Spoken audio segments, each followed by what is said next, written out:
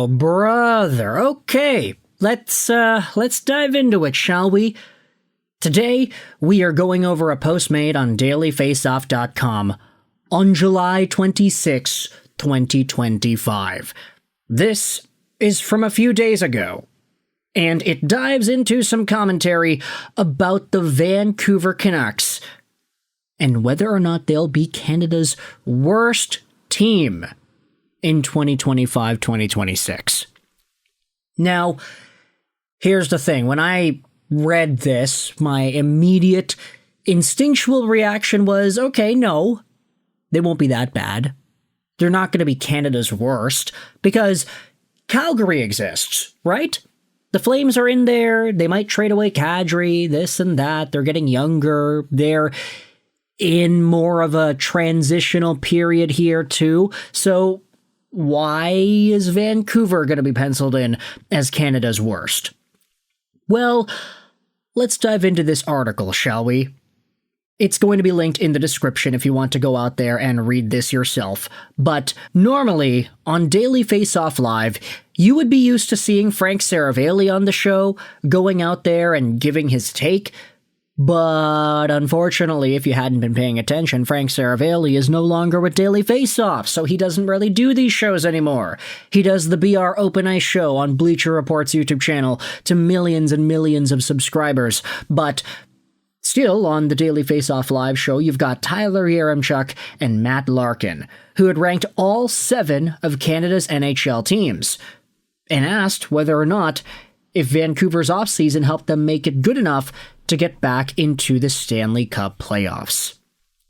So, despite the disappointing season for Vancouver, beyond the production of Quinn Hughes, the Canucks didn't really have much to work with. They only had Brock Boeser and Garland able to hit 50 points. No one scored 30 goals. It was a very bad season for Vancouver. So with that, the question is, how do they rebound? How do they get back into the playoffs? Are they going to do that? Well, this is what Tyler Yaremchuk said. We both agree that Vancouver is dead last, 7th out of 7. I don't even think it needs that much explaining. But when you look at the center depth, okay, Elias Pettersson.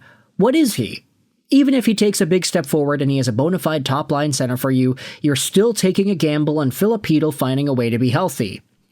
Even if he's been healthy, asking him to be a 2C is a pretty big ask. There's a lot of hope on that Vancouver roster. I'm not saying they're guaranteed to miss the playoffs, but it's pretty easy to put them dead last in this ranking. Larkin then says, I agree. And for me, the Canucks are at the top of my what are you doing power rankings. The team really struggled to find its identity.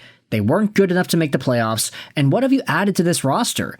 You're pretty much running back the same core group, and like you said, hoping for a better season from Pettersson, hoping for health from Chytil, and you're bringing back Brock Boeser and Thatcher Demko, which is considered a win that they retain both players, but again, all you're doing is maintaining the core of a team that was not good enough to make the playoffs. You can watch the full segment and the rest of the episode here. And let's not go out there and do that. I don't really think we need to watch and provide Daily Faceoff broadcast coverage on this particular video. But you know what?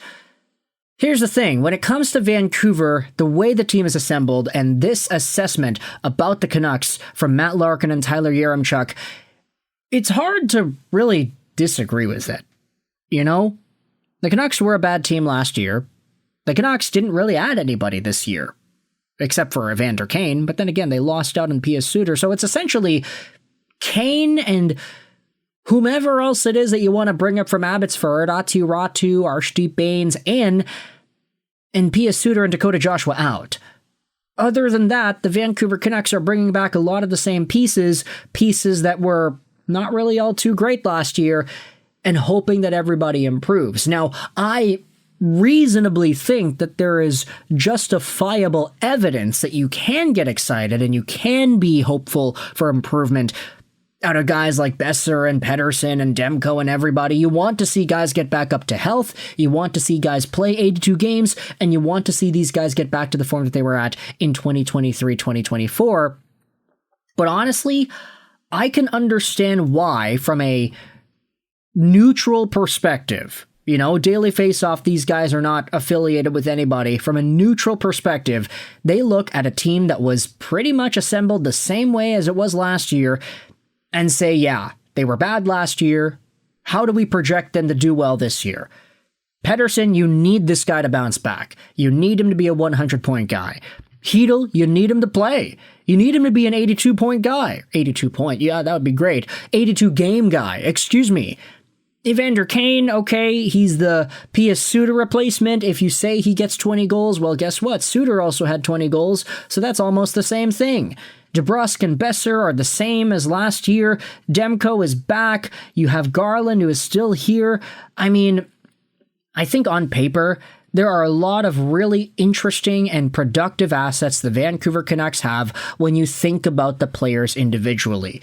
Nils Höglander can get 15 to 20 goals if everything goes right.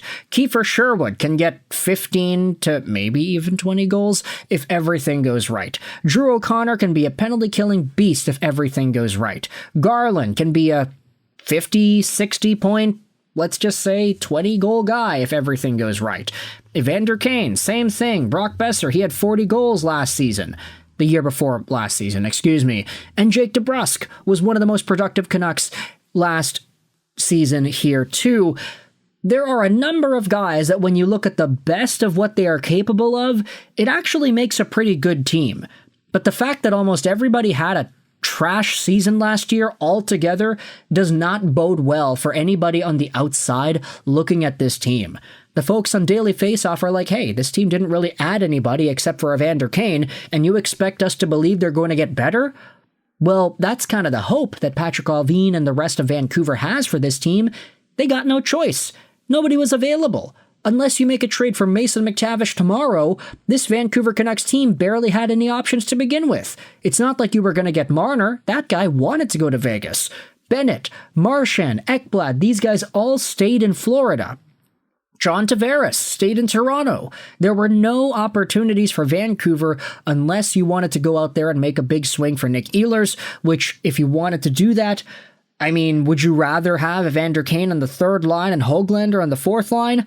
I don't know about that, man. I didn't really think that there was a spot for Ehlers in general, especially since Brock Besser came back.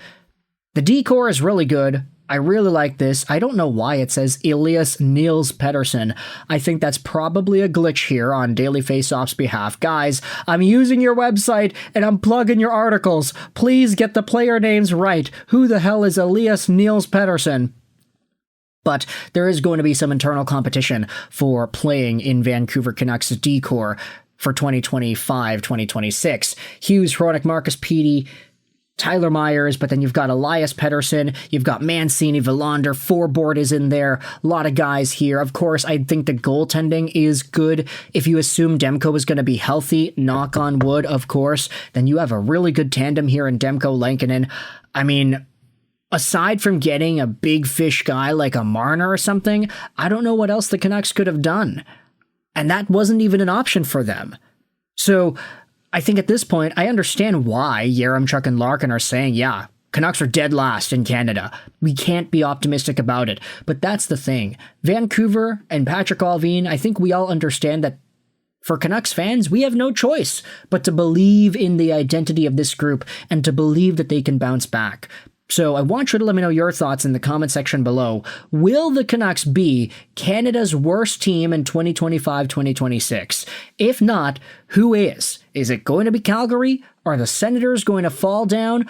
Are the Winnipeg Jets going to continue their reign of dominance? Let me know your thoughts in the comment section below about the Canucks and this assessment on Daily Faceoff. I hope you enjoyed this Frischer 99 and bye.